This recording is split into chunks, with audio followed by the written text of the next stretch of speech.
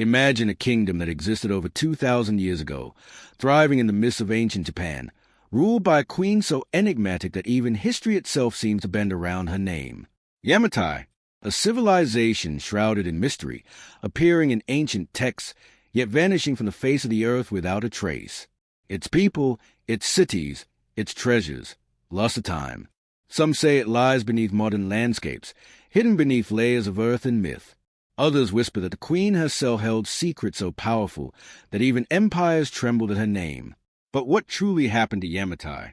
Why does its story remain an unsolved puzzle, one that historians, archaeologists, and adventurers have chased for centuries, only to be met with silence? Today, we journey into the shadows of history to uncover the forgotten kingdom of Yamatai, a story that refuses to die. Introduction. In the 1st century CE, Japan was not yet the sprawling nation we know today. It was a land of scattered tribes, vast forests, and jagged coastlines. Somewhere within this ancient land, the kingdom of Yamatai rose, ruled by the legendary Queen Himiko. Ancient Chinese chronicles speak of her as a shaman queen, a ruler who communicated with the spirits, commanding loyalty through both fear and reverence. Yet, despite these records, the exact location of a kingdom remains one of history's greatest mysteries. Some point to the north, others to the south. Archaeological findings hint at settlements, ritual sites, and unmarked tombs, but nothing concrete. Yamatai exists in the liminal space between myth and reality, tantalizing us with glimpses of a civilization that may have been the foundation of Japan itself. This is a story of power, secrecy, and a kingdom that the sands of time refuse to reveal. Before we continue, make sure to hit that subscribe button and turn on notifications, because the journey we're about to take is full of secrets, mysteries, and discoveries you won't want to miss. Now, let's uncover Yamatai.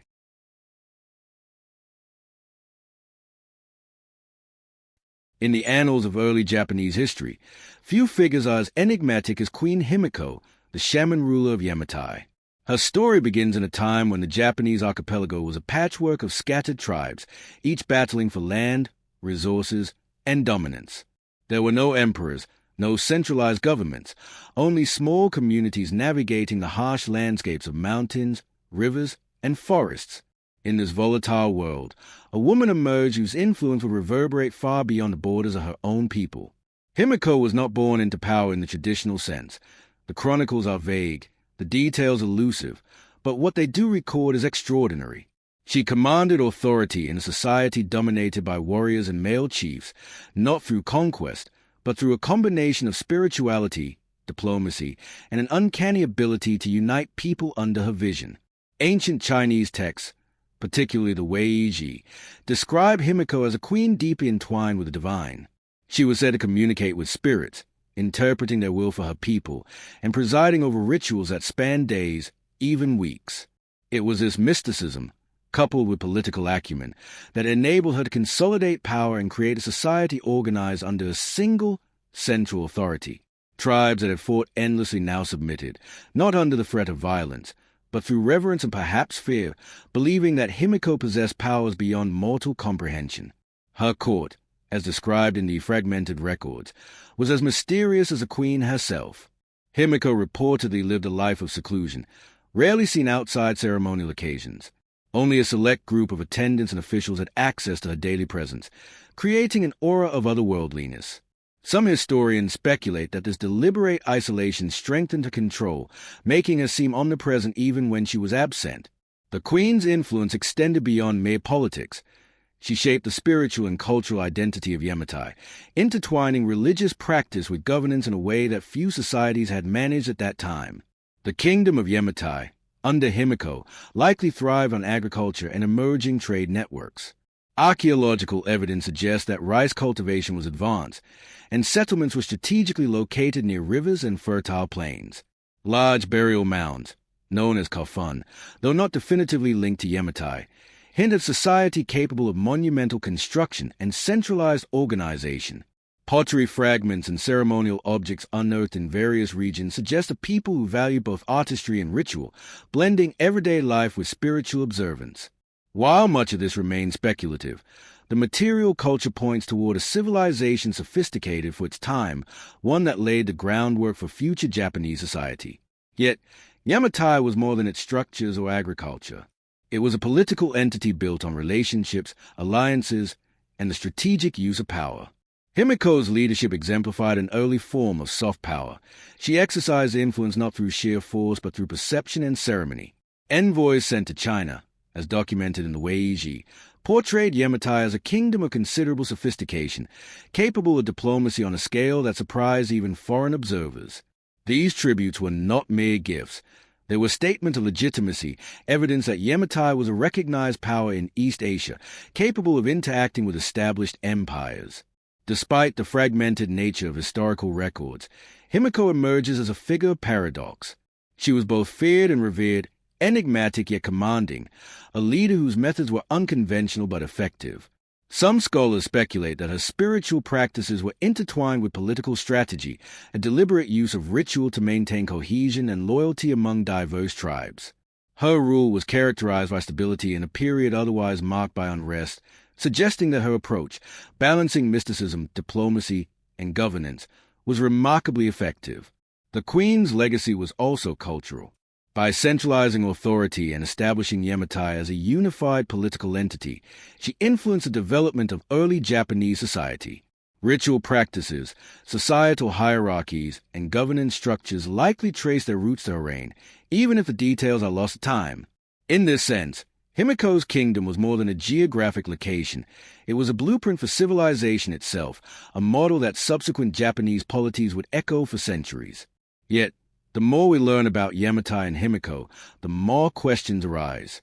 Was the queen truly divine, as the chronicles imply, or was she a masterful political strategist whose spiritual persona was a tool for consolidating power? How did a society centered on her mysticism function in practical terms? What did daily life look like for the people who lived in Yamatai, beyond the grandeur of ritual and courtly ceremony? These questions linger because the evidence is scarce, fragmented, and tantalizingly incomplete. Every archaeological discovery adds depth, yet simultaneously deepens the mystery, as if the kingdom itself resists full comprehension. What we do know is that Yamatai represented a turning point in Japan's history. It was a kingdom that rose from tribal chaos, united people under a single banner, and established patterns of leadership, ritual, and social organization that would echo through the ages. Himiko, the queen at its heart, remains a figure of fascination precisely because she embodies both the known and the unknowable. She is a symbol of power, spirituality, and the allure of the mysterious, a ruler whose life and kingdom are intertwined with legend, yet grounded in historical traces that hint at a civilization lost to time. As the story of Yamatai begins, we enter a world where myth and history blur, where a queen could command armies and spirits alike, and where the first threads of Japanese civilization were woven. It is the rise of a kingdom that would set the stage for a nation yet to come, and the figure of Himiko remains its most haunting, enduring presence, a reminder that some of history's most profound mysteries are found not in what survives, but in what has been lost. For a kingdom that once shone brightly in the annals of early Japan, Yamatai's story takes a haunting turn. It vanishes. The very civilization that gave rise to Queen Himiko's legendary rule seems to dissolve into thin air, leaving only whispers and fragmented records behind. The mystery of Yamatai's disappearance has puzzled historians, archaeologists, and scholars for centuries. Unlike empires erased by conquest or catastrophe, Yamatai's absence feels deliberate, almost spectral, as if the kingdom refused to be fully captured by history. After decades of apparent stability and influence, the historical record falls silent. Ancient Chinese chronicles, which had meticulously documented Himiko's tribute missions and diplomatic exchanges, suddenly stopped mentioning Yamatai. Tribes that had once pledged loyalty vanished from the texts, settlements that were once active disappear from maps, and the queen herself becomes a figure of legend rather than recorded fact. This abrupt cessation of documentation has led to a multitude of theories. Was Yamatai destroyed? Did it collapse under internal strife? Or did it simply move, migrate, and assimilate into other emerging polities, leaving no clear trace of its existence? Archaeological searches have tried to locate the lost kingdom, but the results are tantalizingly inconclusive.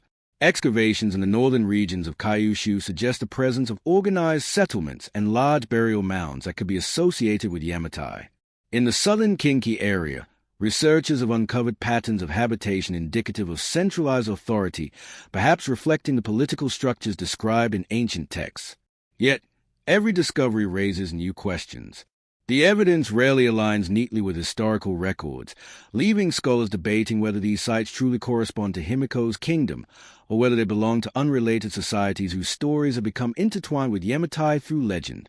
Natural forces provide one possible explanation for Yamatai's disappearance. Japan's geological volatility, earthquakes, volcanic eruptions, typhoons, has been a constant throughout history, capable of obliterating entire settlements in an instant. Could Yamatai have been lost beneath layers of volcanic ash or swept away by floods, leaving no discernible trace? Archaeological hints suggest that some regions once inhabited may have been abandoned suddenly, as though the population fled in the face of disaster. Yet, the abruptness and selectivity of the disappearance suggests that more than nature was at play. Political upheaval may have been another factor. Yamatai existed in a landscape dominated by competing tribes, each vying for power and territory. While Himiko had united much of the archipelago under her influence, this alliance may have been fragile. The death of a charismatic ruler like Himiko could have left a power vacuum, sparking conflict between rival clans eager to seize control. Such internecine warfare could have destabilized a kingdom, ultimately absorbing Yamatai into surrounding territories.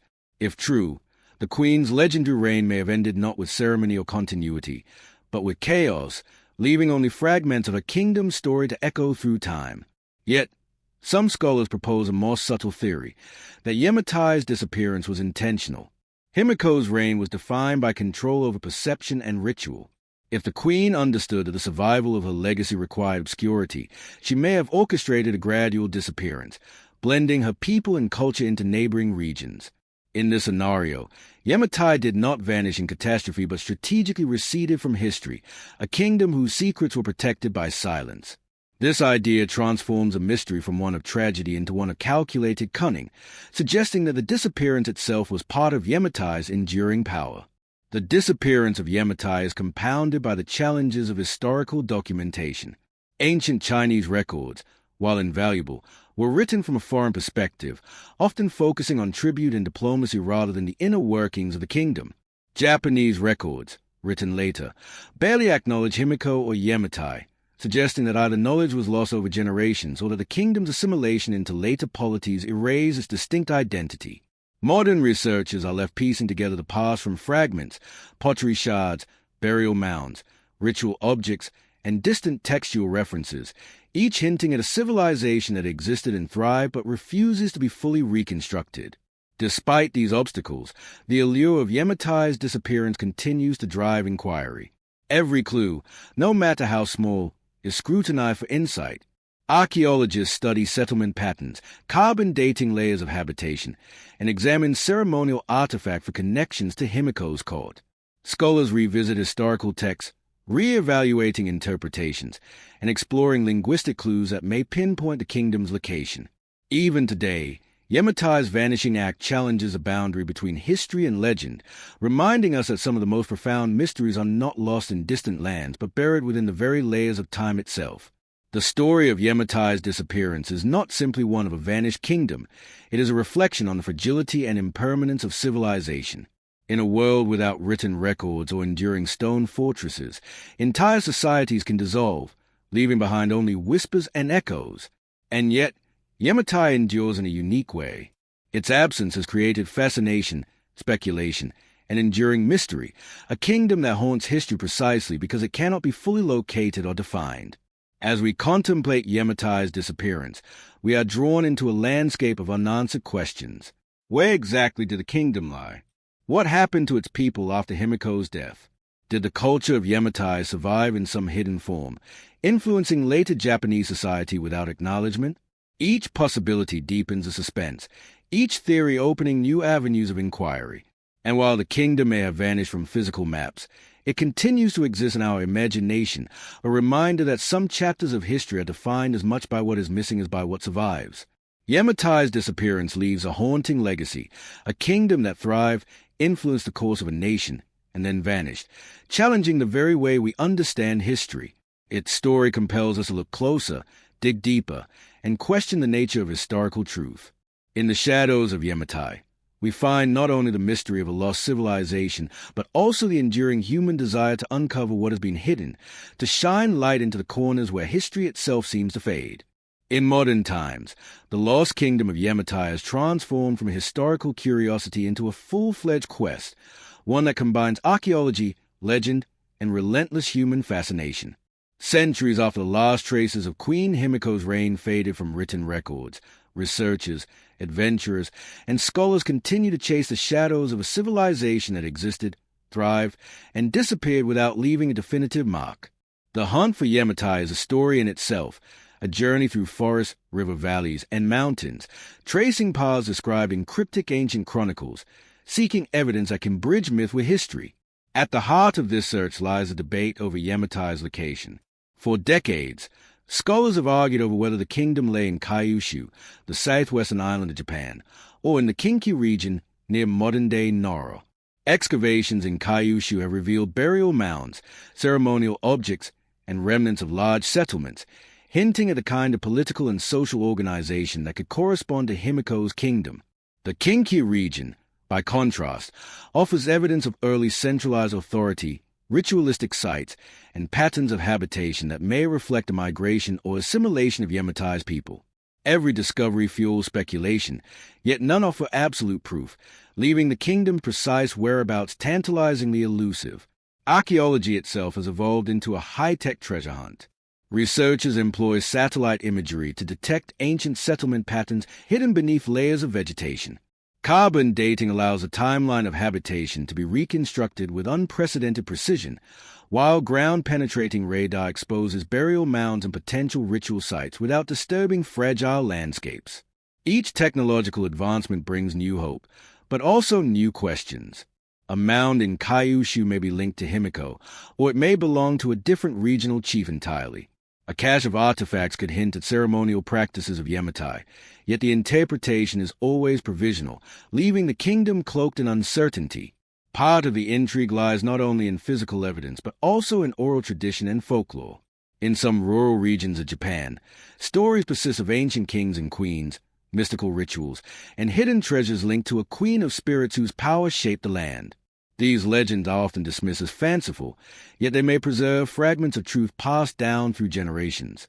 For researchers, blending archaeology with folklore can provide subtle clues that conventional methods might overlook, hinting at the cultural memory of Yamatai embedded in local consciousness. Excavations in areas thought to be associated with Yamatai have uncovered artifacts that suggest a society deeply engaged in ritual and governance.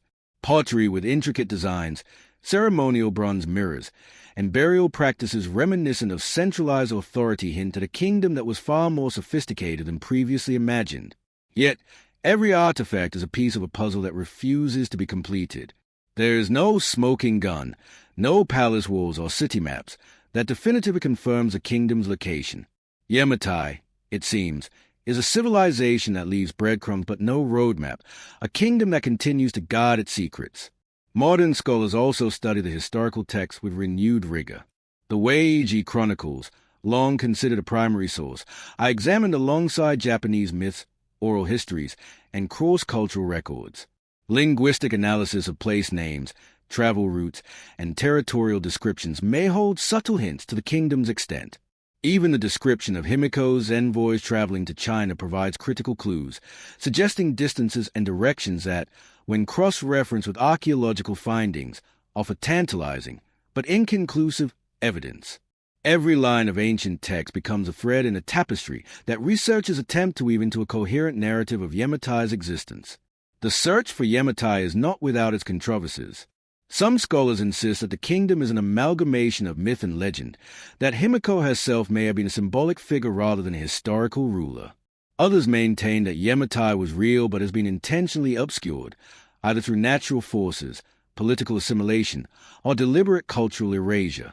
These debates fuel both academic research and popular fascination, making Yamatai a symbol of the interplay between history, myth, and human imagination. Yet, the enduring allure of Yamatai lies not only in its physical remnants but in its capacity to spark wonder. It is a kingdom that invites exploration, imagination, and debate. The very act of searching, tracing ancient roads, unearthing burial mounds, examining relics, connects modern humanity with the people of a vanished civilization. It is a reminder that history is not static. It is alive in the artifact we uncover, the stories we tell, and the mysteries we pursue. Yamatai challenges us to question the nature of historical truth, to consider that some civilizations may leave no grand monuments, no written archives, yet influence the world in ways that endure through culture, ritual, and legend. The modern hunt for Yamatai also underscores profound truth. Some mysteries exist precisely because they resist being fully solved. Every artifact, every fragment of text, every mound of earth excavated seems to suggest the kingdom's presence, yet Yamatai continually slips from definitive identification. This is a civilization that endures in absence, its story preserved not only in what survives, but in the tantalizing gaps between evidence and imagination. Ultimately, tracing Yamatai today is more than an archaeological quest. It is a journey into the essence of history itself. It challenges the boundaries between fact and myth, past and present, knowledge and speculation. Each discovery, no matter how small, rekindles a mystery, offering glimpses of a civilization that existed, flourished, and vanished. Yamatai is not just a kingdom to be found. It is a story to be felt, a legend to be experienced, and a historical puzzle that continues to captivate anyone who dares to follow its elusive trail. As researchers continue to dig, analyze, and theorize, Yamatai remains a ghostly presence across the landscapes of ancient Japan, a kingdom that may never be fully uncovered, yet whose legend continues to shape our understanding of history, civilization, and the enduring allure of the unknown. And so, the lost kingdom of Yamatai continues to haunt history, its secrets buried in myth, soil, and legend.